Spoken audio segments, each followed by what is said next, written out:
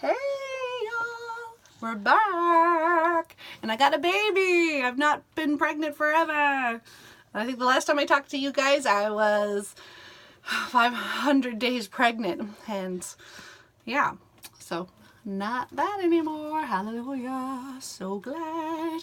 So glad. Now we got this face. You want to say hi? Say hi. Sorry, she doesn't like that. Kind of cruel.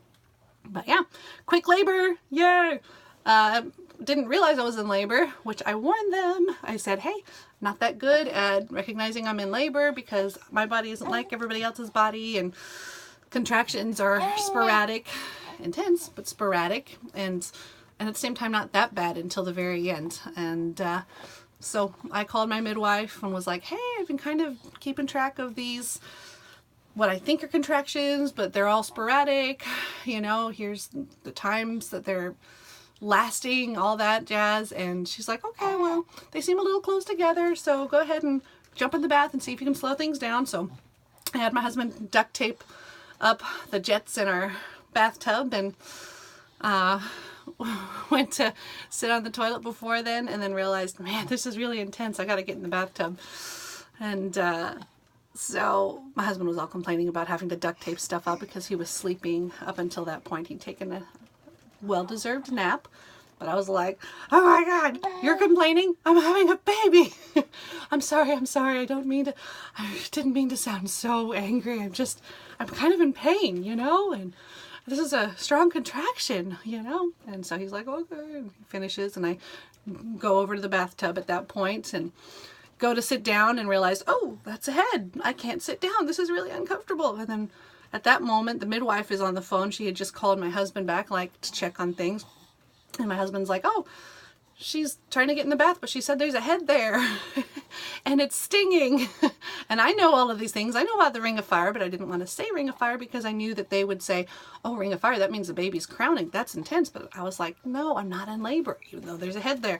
There's no way I'm in labor. There's no way that her head's already there. So I'm not going to say that. I'm going to say it stings. And so she thankfully had already been in the car on her way over.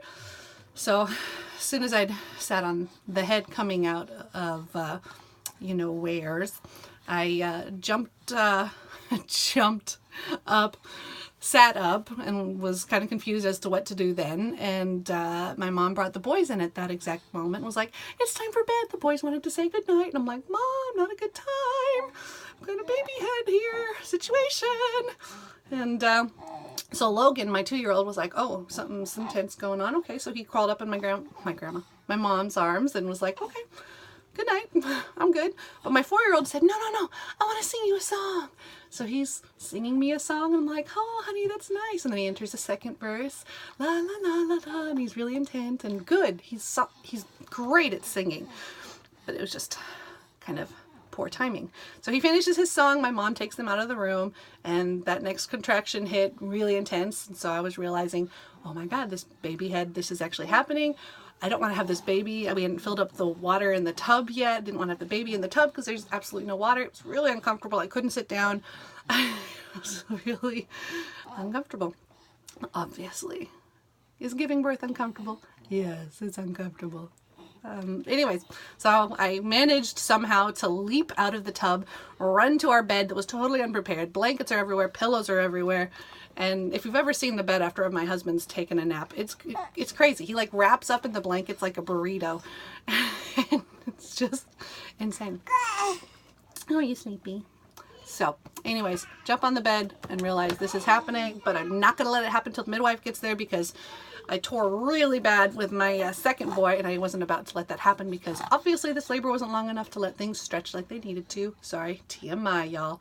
But midwife showed up. My mom, I told Matt, I yelled at him. I told him with lots of gusto and very vehemently to go and get my mom. She was putting the boys to bed, so I knew that would be complicated, but I think I took precedence over bedtime.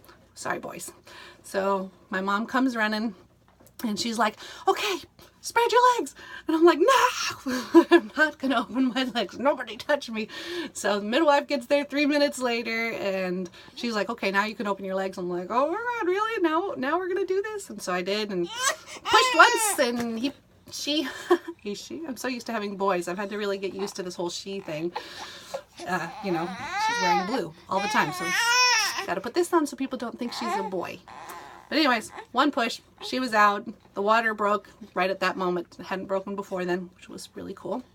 And it was crazy, but she was healthy, and everything's been good since then. Kind of crazy, but oh, you're all right. Got this cashew milk ice cream here.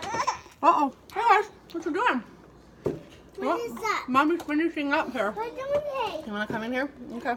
Yeah, what's on the Why light not? off? Oh, let's not turn the light off. Oh. Yeah, so cashew milk because I can't have eggs, dairy, wheat, orange juice, chocolate, anything fun.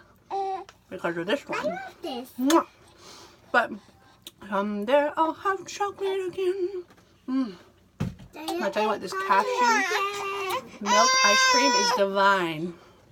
So, good to see y'all. And I guess I'm peacing out now because it's not a private place anymore when the kids come in.